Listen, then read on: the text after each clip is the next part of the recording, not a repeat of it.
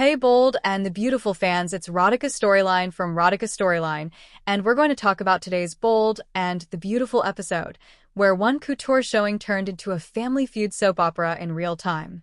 But first, please hit subscribe if you're not already following us. It really does help the show, and you don't want to miss a single episode. So, let's recap what went down, because honestly, this was a stacked hour. We started at Forrester Creations, where Ridge and the team were gearing up for the couture showing on a live stream. No press, no fans, no Katie, no Hope, no Logan crew in the building. Ridge basically grunted that they wouldn't have to worry about any of the usual chaos, which is a sentence that ages like milk on this show, you know? Then in the design office, Elektra looped RJ and on a run-in she'd had with Eric and Will at the mansion, clearly a heavy moment, and RJ told her to pull behind her and focus on the jewelry launch, which we now know is the kind of advice that was about to become very relevant. So Elektra and RJ crossed the hall to join Steffi and the rest of the gang for the live stream, and Steffi announced it was about to start. Ridge, being Ridge, just grunted, "Let's show everybody how it's done." And honestly, that's on brand for Ridge. Zero charm, all ego. I mean, you would think a man begging the world to watch his live stream might crack a smile once in a while, but no. Now we cut over to Logan, where Bill, Katie, Will, and the rest had all gathered to watch the Forrester live stream like it was a sporting event.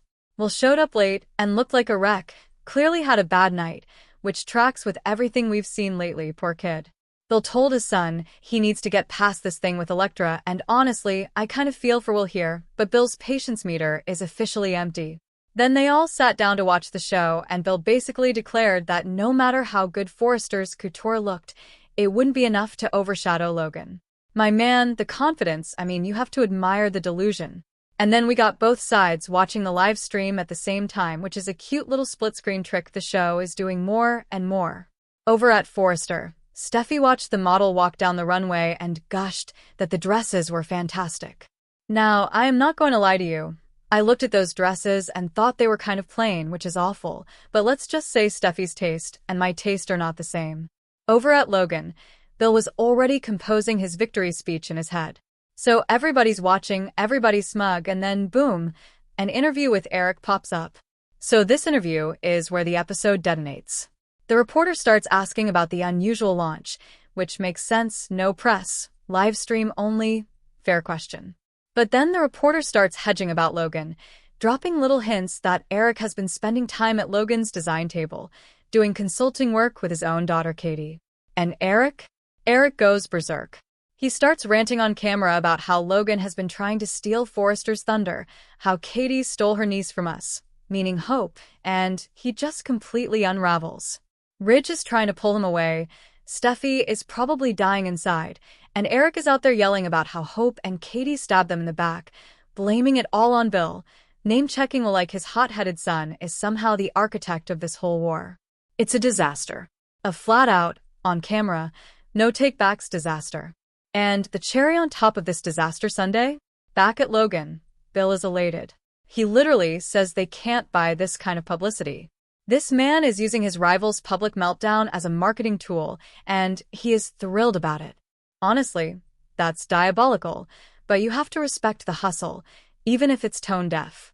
And I want to point out, this is the same Bill Spencer who was spiraling about his own brand just weeks ago, and now he's acting like the king of the world because Eric tripped on his own shoelaces live on camera. Heck of a pivot, Bill. Then we cut back to Forrester, where everyone is trying to get Eric into a chair and calm him down, to no avail, because Eric is a man on a mission. He keeps ranting that the world needs to know about Logan, and Ridge finally draws the line and says the war is far from over, which in Ridge speak basically means, "Dad, please stop talking. You are ruining us." Now, in a completely separate storyline that is honestly just as juicy, we had Finn putting his foot down with Sheila once and for all. So Sheila showed up at Finn's office and asked if he had convinced Steffi that she's changed and deserves a place in their lives. And I love that Sheila opens with, "Have you convinced your wife?" instead of, I don't know, doing the work of being a changed person, but we move. Finn warned her that this is a big deal, and Sheila immediately pivoted to a guilt trip, ranting that she sacrificed her marriage, meaning her marriage to Deacon, I think, to prove herself to them, and she deserves something in return. And I want to pause here and say, Sheila, sacrificing one marriage so you can be near a son who has explicitly told you he doesn't want you near him is not the flex you think it is. So Finn shuts it down. He tells her he can't see her anymore, end of story. Sheila doesn't take that well, obviously, and she starts ranting about Steffi, saying Steffi doesn't have to be a part of this. She just wants time with Finn, her bio son. And Finn is like, no, this is my family. You're not welcome in this family. Please don't make this harder. And then he delivers the line of the day. Go. Now. And don't reach out again. And I clapped. I literally clapped at my screen because Finn has been dancing around this for weeks and he finally drew the line and honestly, it was about time. And we also got a brief check-in with Deacon and Taylor over at Bikini, where they were canoodling happily over Sheila signing the divorce papers. Taylor couldn't believe Deacon got Sheila to actually sign, and Deacon was all, she's really changed. And I love that Deacon of all people is the one vouching for Sheila right now because hello, have we met Deacon? This man literally remarried her and she shot him and kidnapped his grandson, but sure, she's changed, Deke. I'm sure this time it's real. And right before everything blew up with Eric, Steffi told Eric that his name was trending worldwide because of the launch, which is now going to be for completely different reasons. And I suspect Ridge is already drafting a press release behind the closed door with one hand and pulling his hair out with the other. Okay, so now let's talk about what all of this actually means, because this is the part where I get to speculate and you get to yell at me in the comments. First up, Eric's meltdown. I think we need to start here, because this is the headline. So my guess is that this isn't going to be a one-episode blip. I suspect the Forrester-Logan war is about to escalate in a very public way. Eric just told the entire internet that Katie stole Hope from them. He threw Will's name around. He basically called the whole Spencer-Logan crew backstabbers, and now that clip is going to live forever. You would think the Forrester team had a plan for these kinds of moments, right? Like, Eric is a grown man with a legendary temper. You have to have someone whose literal job is to grab him before he speaks to a reporter, and they clearly do not have that person. I wonder if this is going to backfire on Logan the way Bill thinks it will, because right now, the public isn't necessarily going to side with Eric. They're going to see a powerful old man losing it on camera about his family drama, and that's not the look. Next, let's talk about Bill's big play. I could see Bill quietly engineering the rest of this interview. I'm not saying the reporter was working for Bill, but Bill Spencer is the kind of man who absolutely would tip off a journalist to ask the wrong question at the right time. It's not a stretch to think Bill saw Eric's weak spot, his wounded pride, his Katie feelings, his Bill Spencer-shaped grudge, and basically set a trap. If that's true, then Eric just handed Bill the best commercial break Logan ever had for free, and I kind of love it, but I also kind of hate it, because Bill winning is rarely good news for anyone. So my guess is Bill is going to play the gracious underdog for the next few episodes, while privately doing a victory lap with Katie. Another possibility I want to throw out there is that this live stream experiment at Forrester was always going to fail, and they just didn't realize it. No press, no audience, just an internet live stream with no moderation, no filters, no adult supervision. Of course, Eric ended up on camera losing his mind. If you take the press out of the equation, the press is no longer your shock absorber, and Eric is the original shock absorber killer. I suspect Ridge is going to learn this the hard way, and we're going to see a full retreat to the traditional runway show format by next week, complete with a velvet rope and a champagne bar. And last but not least, the Sheila situation. So this one is interesting to me because Finn finally drew the line, which is great, but I wonder if this is actually going to stick. Sheila has a long history of being pushed away and then finding a way back in, mostly through manipulation, guilt, or just showing up places she shouldn't be.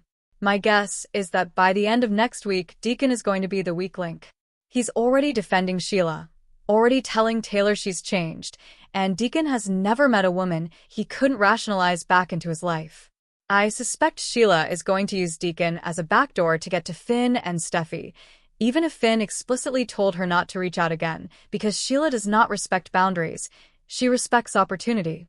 So, if I had to put money on what happens next, I'm betting on 3 things. 1, Eric's interview clip goes viral and we get a fallout arc where Steffi and Ridge have to publicly clean up his mess, and honestly, this has been a long time coming. 2, Bill quietly takes credit at Logan and uses the publicity to reposition their brand as the underdog that the Forrester Empire tried to bully, and that's diabolical, but it works. 3. Sheila finds a way back into Finn's orbit through Deacon, and this whole "go now, don't reach out again" moment becomes another loose end we have to keep tracking, because Sheila Carter is never actually 6 feet under. She's just in witness protection until the next storyline starts. Now let's talk about the Will and Elektra thing for a second, because I think it's going to be more important than people are giving it credit for right now. So Elektra is launching a jewelry line.